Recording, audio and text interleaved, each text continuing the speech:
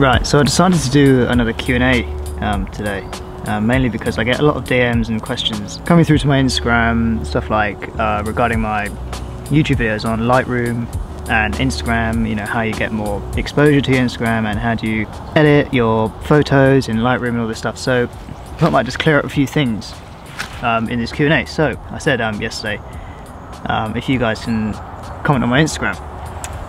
Load of questions. I didn't want them to just be, you know, what camera do you use, what lenses do you use, because all my equipment is listed down in the description anyway, and you guys, well, the guys who've been following me, you know what stuff I shoot on. Let's just get to the first question here. Matt Perez X, he says, great feed. Where do you see Instagram and photography going in the future? That's a very good question actually.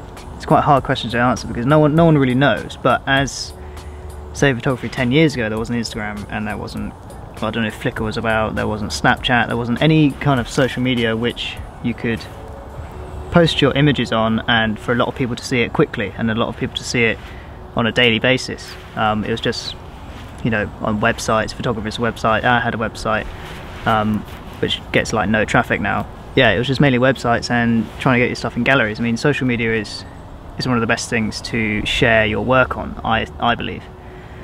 Where do you see it going in the future? I mean, it's already very saturated.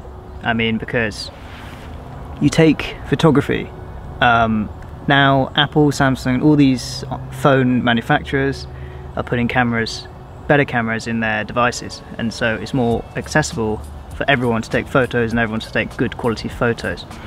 That's always going to be around, and it's going to get more and more and more accessible to people, photography in general, and you know, editing apps you can get on your phone now. Lightroom isn't that expensive to download, and you know, like VS Go Cam is very easy to get hold of. It's just going to get more saturated, I think. So the key thing is well, just hope you stand out. I'm not going to answer all the questions because well, my previous Q&As, they're about 20 minutes long. I don't want it to be like that. So I've gone through and liked, so it shows a little red heart now on Instagram. You can like comments.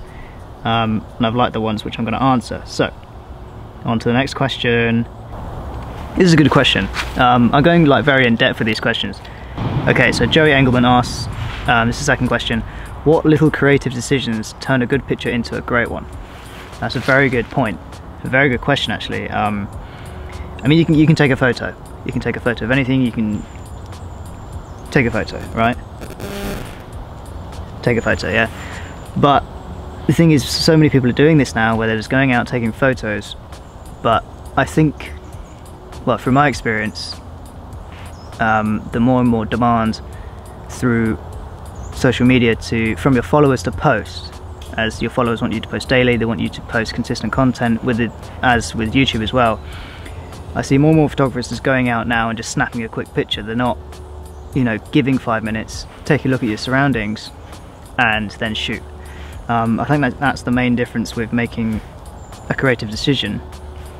Think about the photo, not necessarily what settings you're using, just think about what you want in the photo, think about the composition, think about what main subject you want to capture in the photo, and then it will all come to life. Don't just go out there and think, oh my god, there's a mountain, oh look, Mount Rainier, which you see all over bloody Instagram. I'm going to snap a picture of the same composition, of the same place as everyone else does, the mountain in the middle.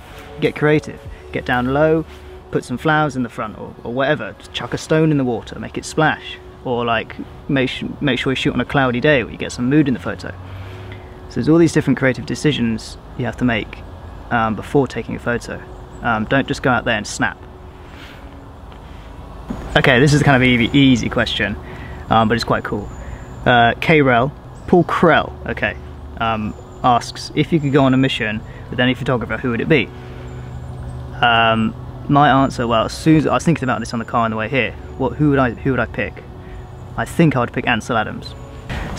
Obviously, if he was still alive, I'd pick Ansel Adams. I mean, growing up, and I actually did a few photography classes in school, I used to study him way back when I was about 15, 16 years old, and I just I just always liked his photography. You know, black and white, it just is amazing. With his photographs, it gives a real mood and feeling to his photos. So that's who I'd pick. Arab Coco, okay. He asks, will you make a tactical tutorial videos about how you edit your pictures and videos and how to shoot. Okay, come on.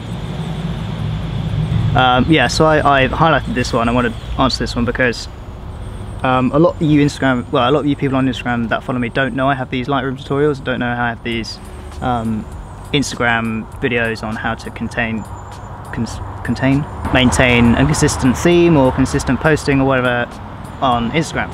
So any of you guys don't know I have those videos, I've got all those videos on my channel. Lightroom tutorials, how to edit like a boss, how to maintain a theme on Instagram, how to be consistent on Instagram, and in various vlogs I touch on stuff to do with Instagram and engagement and how to be kind of unique on Instagram, have to have your own style so people follow that style and it's not, you know, like anyone else on Instagram. You have to stand out. So yeah, links will be in the description if you want to go watch those videos. Okay, right, that comes on to the last question by Samuel Shades. Samuel Shades, yeah, that's his Instagram name. How to do different styles of photography and still maintain a good feed. This, I'll put this in there because I must get this. I just get so many questions coming into my DMs, on comments, even on my YouTube, saying how do you shoot different styles of photography while maintaining the same style? It's very hard. I mean, because people come to me, okay, I've shot a load of street and I've shot a load of portrait and I've shot a load of nature stuff. How do I make that tie into a feed? This is the main question I want to finish off here because I am going to make another video. I'm thinking of doing a street/landscape photography and how to post that on Instagram and get it to tie in together. If you look at my feed, I've got portraits, I've got some street, I've got nature, I've got San Francisco, I've got the UK, I've got all these different places. But there's a certain thing you have to do to make them all tie in. You have to get your style and editing process to all come together and all kind of not look the same, but just have that same, say, okay, it works with directors as well. Say Steven Spielberg, right? He directs a sci-fi and then he directs, say, Jurassic Park, right? When you're watching the both films, you know it's directed by him. Say even Christopher Nolan, you look at Exception and then you go watch Dunkirk.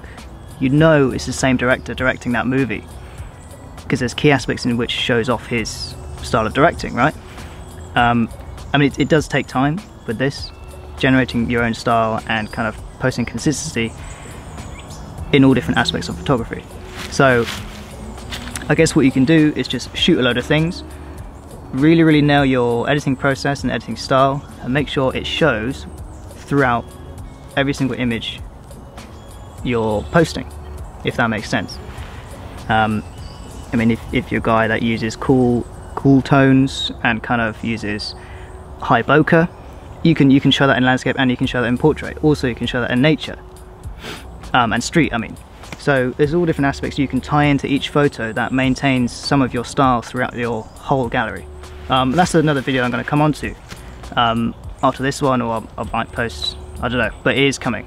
I will upload that soon on how to post different styles maintaining your same Instagram theme.